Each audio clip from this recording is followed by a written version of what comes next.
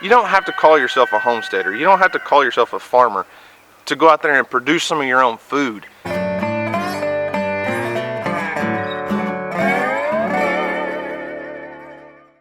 Hey guys, this is Daniel from the Arms Family Homestead. This video is going to be a little different. This is just a answer to a question I received on YouTube from a subscriber. So it's not a typical homesteading video. It's not a vlog. It's just going to be a Q&A session for one of the questions I received on my YouTube channel. And there goes some geese. Can you hear the geese? Shoot them! Shoot them! So the question comes from a subscriber by the name of Kanzi, and here's the question. My boys were curious as to another homestead man's perspective are to the challenges, successes, ups and downs you have faced in your years in the field. Your videos are awesome on showing the material of the homestead, but they wanted to know more about the inner mind developments of the homestead, the mental developments, and the benefits of the homestead man. Well, Kanzi, that's a very deep question. And that question was, you know, she sent that, I don't know, a couple weeks ago, and I've stewed on it and thought about it and stewed on it and thought about it. And I really don't know how to answer that question. It's a tough question to answer. So I'll do my best, because I hope I give you the answer that you're wanting to hear, and answer this in the way you want to know, or answer it in the way that you're wanting it to be answered. So for me and my family, and I've talked about this several times on my channel, I didn't always consider myself a homestead, and I really don't even know that I consider myself a homestead now. I just use that word because that's what's associated with the community on YouTube, and that's how I've reached so many of my subscribers, is they understand, and that word homestead is a common term that's used. We're just a normal family. We just live in the country and produce our own food as much as we can. So my goal is to grow a garden and put that stuff away and raise some animals and have our own meat, because I don't really trust what's in the grocery stores, and I know that the companies producing the food on those shelves aren't looking out for our nutrition and our health. They're looking out for making money. They're looking out for themselves. And on the meat side of things, the reason we raise our own beef and things like that is I feel better if eating an animal that I raised myself, that I know the life it lived, and I know it didn't walk around knee deep in mud in a feedlot for 6 months, and it was treated right. Back to your question specifically, if you watch very many different YouTube channels, a lot of people will talk about this, and in that, there's always one spouse, it seems like, that's way more on board than the other, and you're wanting to know what it's like from a male's perspective, and it's hard for me to say overall from a male's perspective. I can just give you my specific perspective. So for us and for my family, it's definitely me that's more involved in the stuff. My wife does not enjoy gardening. She's an excellent cook, and she'll cook anything and everything that I take in that house. I mean, she is awesome. She's good at it. I'm not so much. But I love to garden, and gardening to me started off as a stress reliever for work, and a way for me to show results for my work. So with what I do in law enforcement, I can go out and work all day, and I come home and there's not anything there that shows, I can't quantify my results at the end of the day very well. With gardening, I can go out and plant all this stuff, and I can watch it grow and take pictures and take videos and go back and watch and see, and then I have an end result and these crops that I produce and this food, and I can share it with my friends and things like that. So it started off as a stress reliever, and it was a way to quantify my work and show my results and see my results. So the gardening side of things is mostly me. My wife's just not involved very much in the garden. She'll come out and harvest and pick things. It just doesn't interest her.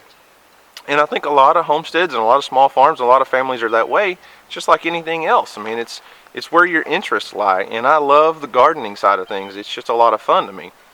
The ups and downs, I don't know.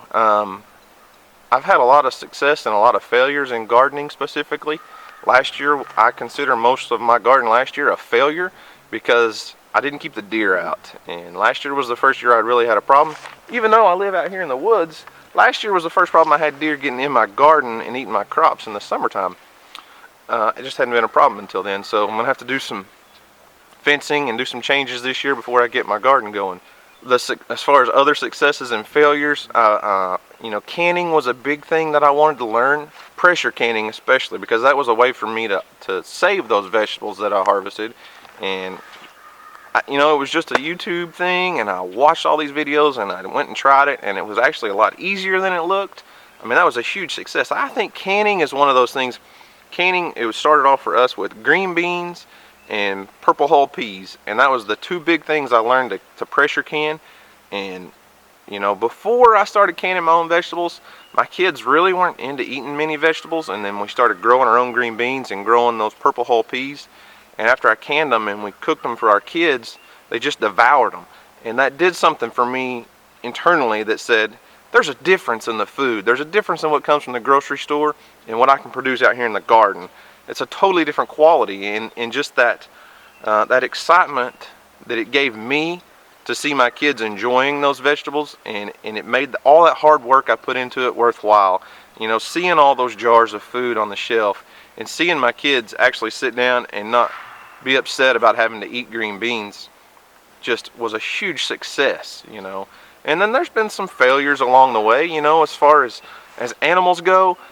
I've got the goats and the chickens and stuff, and the goats, this year hasn't been a huge success for me in the goat business.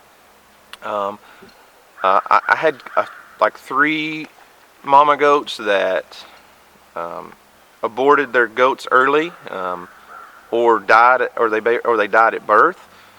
Two of them slipped their babies way before they should have been born, and one had twins and they just didn't make it. And then just the other day, I lost that baby goat in that video I showed last week. And come to find out, I'm pretty sure it's a selenium deficiency. Selenium's just a mineral that I feed it.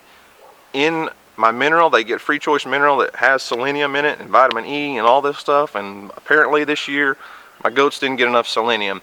And through my research afterwards, now I figured out that's why I'm not having near as many babies survive this year as what I should have. I'm about half the number of kids on my kid crop as where I should be right now. And to me, that's a failure. That's money out of my pocket. That's spent that much time and effort into raising those mama goats and breeding them, and then when they don't produce kids that for me to take to sell for a profit, that's money out of our pockets. So that's a failure. But I still enjoy the goat side of things. I'm not in it to get rich, obviously. It just helps me on the farm. If I can sell a couple $1,000s worth of goats, that helps me pay for things like, when I built the high tunnel, when I build these raised beds, when I do, just different things around the farm, that income helps out a lot. So successes and failures and ups and downs, that's just part of it. That's just life. You're going to have ups and downs, and you're going to have successes and failures. And homesteading or farm life or a small rural lifestyle, whatever you want to call it, it's not all going to be great, and it's not all going to be bad. This is just the way I grew up. And the gardening, not so much. That was learned after. My family didn't have a garden when I was a kid, but we grew up hunting and fishing and providing meat for ourselves. So that's a lifestyle that I've always had. So it's hard for me to do a comparison as with some people who lived in the city or lived in town most of their life and then moved to the country and started their homestead adventure. I don't have that perspective because this has always just been part of life for us. So, Kenzie, I hope this answers your question. I may have just completely butchered all of it and not went anywhere near what you were wanting to know. I don't know your specific situation. If your family's just getting into this lifestyle, or if your family's just starting to think about this lifestyle, try it. Start small. You don't have to go big. You don't have to go buy 50 acres and build a high tunnel and have a 100 by 100 garden. Start small. If you're in a suburb or if you're in the city, build some raised beds and grow a few tomatoes and squash and cucumbers in your backyard, or something small. Start small, start where you're at, and grow. And that goes for everybody out there. I mean, I've got a lot of friends that watch my channel that don't do this stuff, but I try my best to encourage them. You don't have to call yourself a homesteader. You don't have to call yourself a farmer. to go out there and produce some of your own food. I'm telling you, the feeling you get when you put your own homegrown food on your table, on your plate, is just amazing. And it's just a feeling that I can't describe. When you go out there and you pick a tomato and you eat it versus one that you bought at the store that doesn't even taste like a tomato, it's just like, looks like a tomato. There's no comparison. There's no comparison between the two. And when you grow your own, it's a feeling that I can't explain. So, all that to say, Kenzie, thanks for your question. I do appreciate it. I'm sorry it took me so long to answer it. I told you I would get you an answer out there, and here it is, and I hope that's what you were looking for. Alright guys, thanks for watching. I hope you enjoyed this video. If anybody else has any questions they'd like me to answer, or something, just leave it in the comments below, and I'll see what I can do, see if we can get some questions answered and get some videos put out for you guys.